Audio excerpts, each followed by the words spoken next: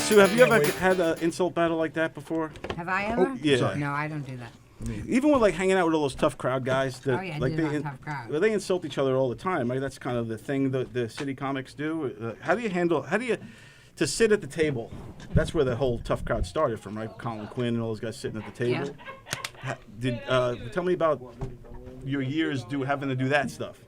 Having to do tough crowd? Yeah. Well, again, being a woman. All those big personalities. But the interesting thing about tough crowd, which people didn't realize, is that the men all had a regular spot. They were, first of all, there were always four men, including Colin, and one woman. And the men had a regular job. They were all regulars there. So they had not only the security of the money, but they had the security of the camaraderie. They built all this camaraderie with each other. And with the women, they would circle us in every once in a while. So people don't understand what it is. They're like, oh, women aren't fine. Women is like, they don't understand what we have to. We had to be strong enough to go in there and have no.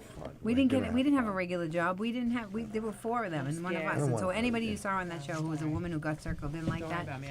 And it's hard to get It's tough really crowd. cool, right? It's hard to get your words in edgewise. So that's how strong we had to be. We had to be able to never know when we were going to get there. Those guys were there all day, every day with each other, hanging out. I didn't think about it. Yes, nobody does. Yeah. And is it kind of like a boys' club back then? It's always been a boys' club. That's how. But it's funny because now after 30 years, they've trained me. I've been around. I was on Artie's podcast. I was on Jay Thomas. I was on Tough Crowd. I've been around all the men and I've been around gangs of men with just me by myself. And now the reason why they're all terrified of me is they're like, why isn't Sue flinch?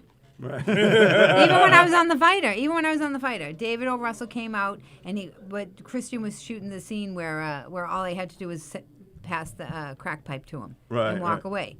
And Christian, he would say the line, and then I would walk, and I was like literally behind the camera, and I was like, I couldn't do anything until he said his word, and then I would just go over, give him the thing, and walk away. And at one point, he added a few extra lines. So as I was walking, I was like, I'm not going to fuck up the shot.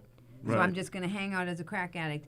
And it went naturally. I just hung out a little bit, and then he put his hand out, and David must have got nervous that Christian was. Now, this is right after the Lily Tomlin thing and Christian, both of them on YouTube. Oh, yeah, the whole big blowout. I'm working with these two guys. Yeah, Me by myself. Wow. By myself. In a fucking crack house that's like 90 degrees, sweating, and the pressure was so crazy.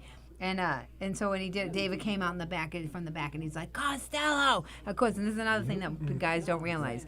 A guy won't fight with the other guy. Sometimes he'll dump it on the girl because he doesn't want to fight with the guy. Right. That happens a lot, too. Yeah. So he was like, Costello, what are you fucking doing? What are you fucking doing? Right. And I didn't even flinch. And I went, I'm not doing anything. I go, he had an extra line. And he goes, and David didn't know what to do. And he looked and he looked and he looked. And he goes, well, he doesn't want you bothering him. And I go, I'm not bothering him. And Christian goes, yeah, she's not bothering me. And David O'Russell laughed and ran in the back. And I was like, they don't know what to do with me because I don't have the reaction. I'm like, and I probably saved them millions of dollars without having to fight. Imagine if I reacted. No, I think you always manage to do the right thing in those situations. I was in the fight with Giraldo and Denis Leary. I was on that episode. Oh, wow. Oh, that was great. That's classic. I was in the midst of all of it. You were I'm there. like, I'm sick of fucking You're right. Giraldo bodied him.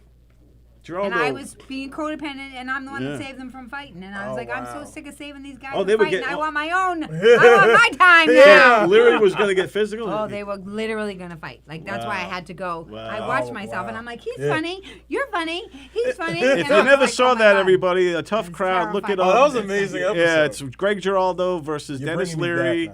It's a classic. She was on that panel and broke the two of them up in the classic thing. So that's pretty cool. They were going to fist fight. And I was scared for my own life. I did it for myself, which I probably should have not done that. I threw myself in the middle. Yeah, but he was getting. Greg was out of line. I think he was mean. He fucking went right at it. Dennis deserved every fucking minute of it. He was too big. I don't care what anybody says about Dennis Leary. He deserves every fucking word. He was too big for his head. He brought his own hair and makeup. Yeah, you could. And Greg had the cure for cancer. Hey, listen, that's what we do. Greg was so smart. Oh, I miss him, and I miss Patrice. Oh, yeah. You comedians are doozy butts. Doozy butts. Are you ready?